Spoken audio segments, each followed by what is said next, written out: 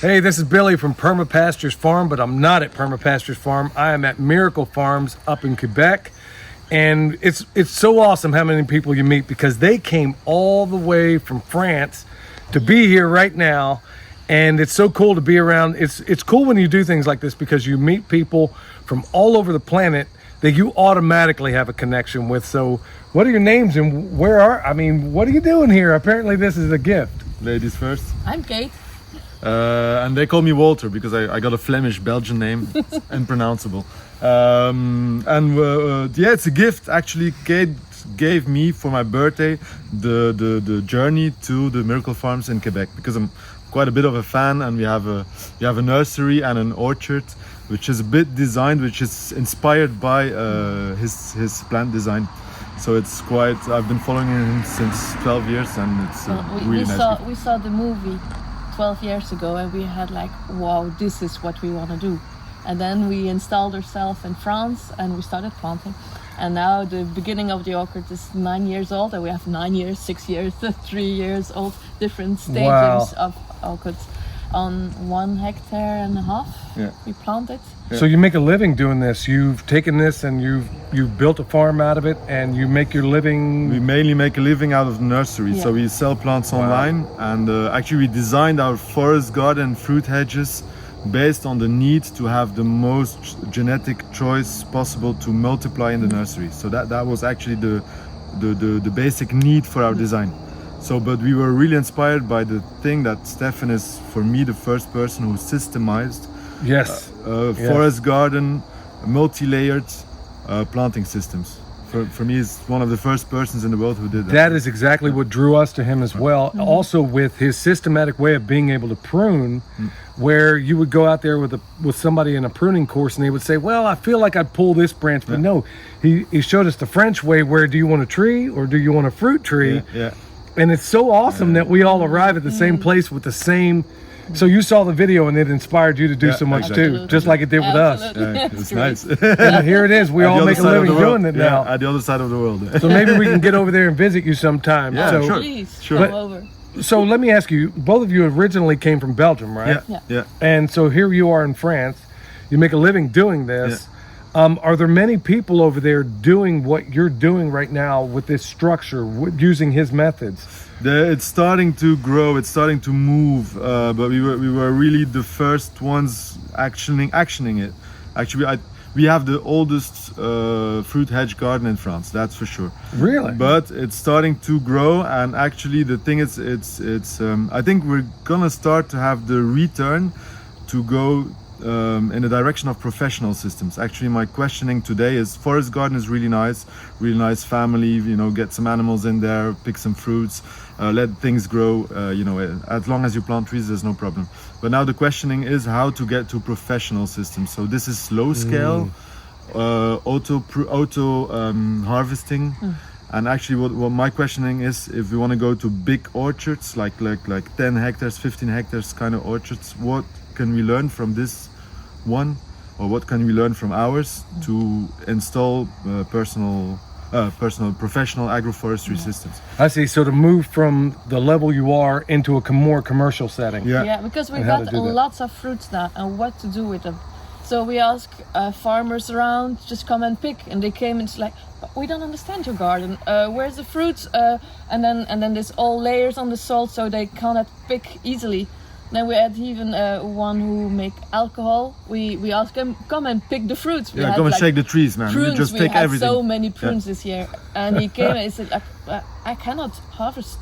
This is too complicated for me to harvest. Wow, I never thought of it that way because our place is set up a lot like this, probably the way yours is, and we have all these different layers.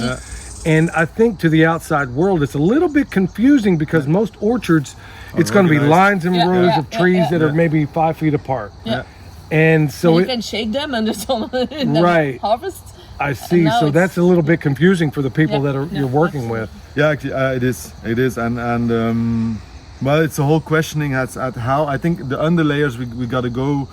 If we want to go professional agroforestry systems, less underlayers, more animals integrated. So really like woody plants, like climbers, trees, shrubs, with animals like sheep, goats. I'm not a big fan of goats. Goats. Me neither. Lots of poultry. So we got a kind of a clean setting, not sterile, but clean setting to harvest in a functional way. Because forest garden systems are productive, but are they rentability? I don't know in English what the word would be. They are productive, but they are not really functional. It's not really functional in the spirit of a farmer. If you think really farming, because if I talk to farmers, they always think, at the end they think at how I'm gonna do it functionally. So you're having the same exact problems over in Europe that we're having here, is trying to translate what we're doing into a language that makes sense to the average person out there. So we're all having the same problem. Farmers, to help them to make these beautiful things, but that they can harvest, they can work with it. Does it help? Does your YouTube channel help to educate the people? But we still have a public of like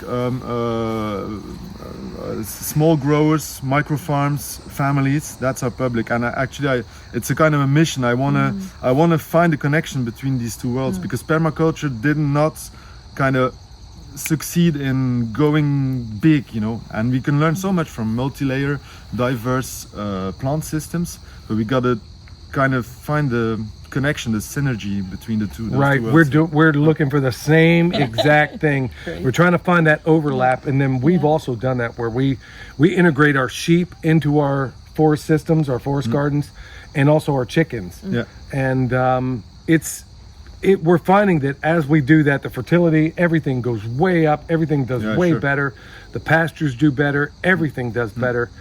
And it's just astonishing that you're having the exact same issue in France on the other side. That we're on the other side of the pond that we're having right here. Yeah. So how do people get a hold of you? I mean, I understand you have a YouTube channel, and how? But it's in French. Okay, well, that's cool, because you can use the translation and all that good stuff. Yeah. So we're going to link their channel down below. So be sure to check them out. Yeah. And you're going to be glad you did. So what else do you guys have going?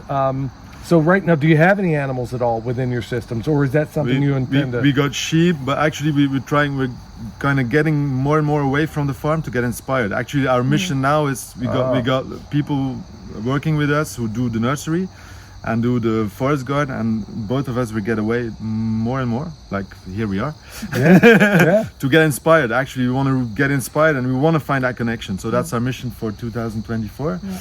But why we do courses? We sell plants online, and then we kind of construct really crazy houses with cob. We do cob houses. Oh, cool! All that kind of stuff. Yeah, we do earthship houses.